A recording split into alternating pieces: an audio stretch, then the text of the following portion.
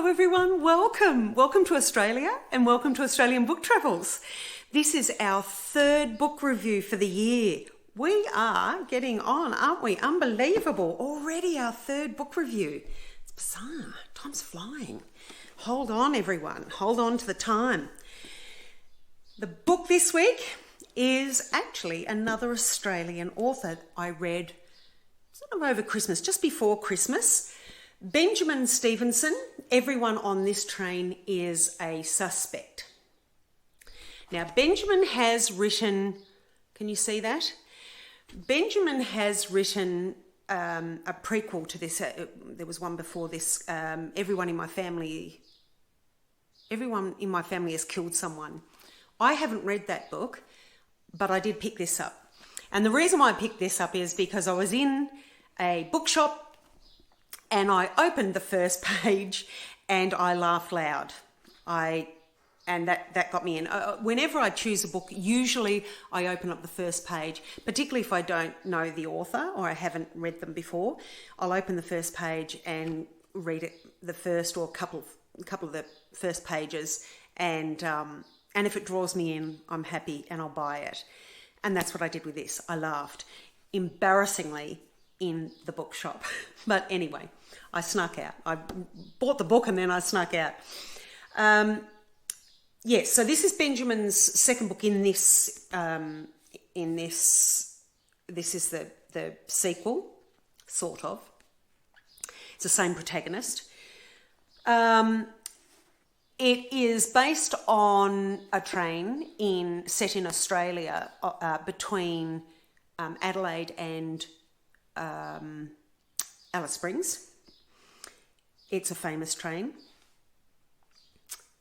I was reading it. Look, it's a murder mystery. I was disappointed that it didn't have more information or description of the train itself. I thought that would have been lovely.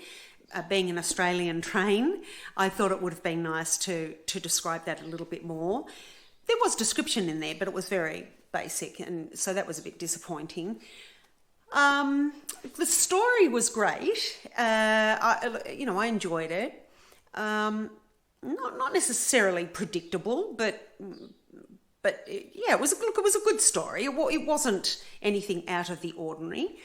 The only thing I do say from my point of view is that the narrator is the protagonist, and he's also the civilian detective. His sense of humour, it was a bit too much at times. I got a little bit jaded with it, to be quite honest. And perhaps that's part of the point. I think he was a little bit self-indulgent, perhaps. Although he was trying to be humble, but the way it came across, I just felt that he was a bit too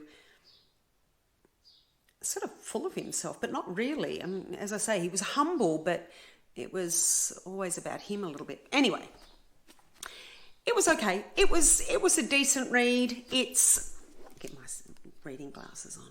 Sorry about that. It is. I read it just before Christmas, so I have forgotten how many pages. Oh, there you go. It's 303. It sort of begins with an email at the prologue. I think it's.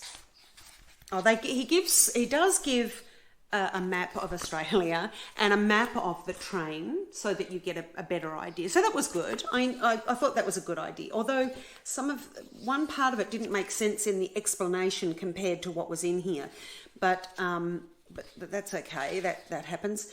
And it does give you detail of the characters, the main characters. But I think it begins. The prologue begins with an email from him to, I think he's to Penguin Random House, because it is published by Penguin. It was okay. I'm glad I read it. I don't know that I would rush out and buy the first one. I'm not sure. Maybe I'm being a little unfair.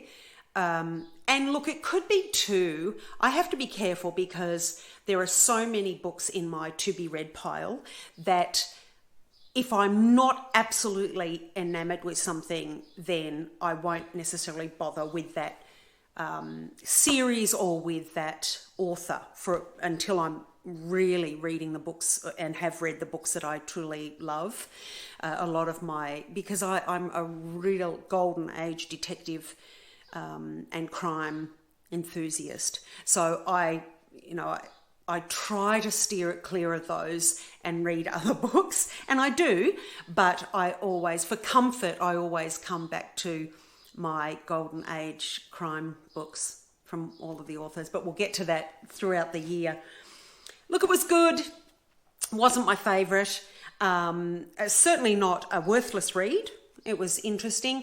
As I say, I was a bit disappointed that there wasn't a little bit more about Australia in there, but maybe that's just because they're Australian authors and it's an Australian book. I want them to really showcase Australia, and maybe they're not as interested in doing that. It's more about the story, isn't it? So, but no, look, I enjoyed it.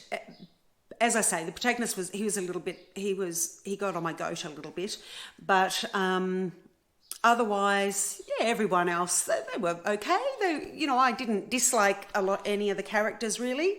And the story was okay.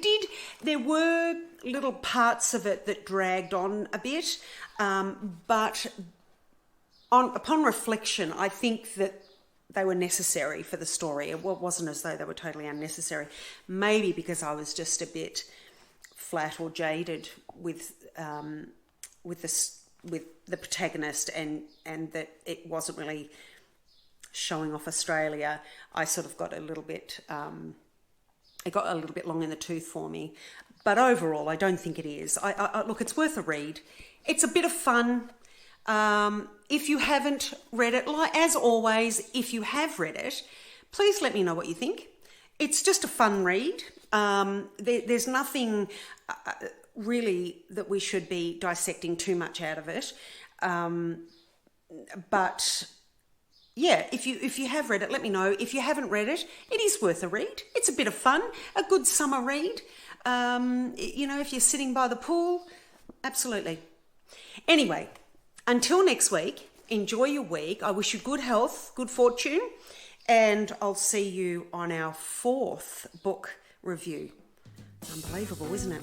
Okay, so until next week, bye for now.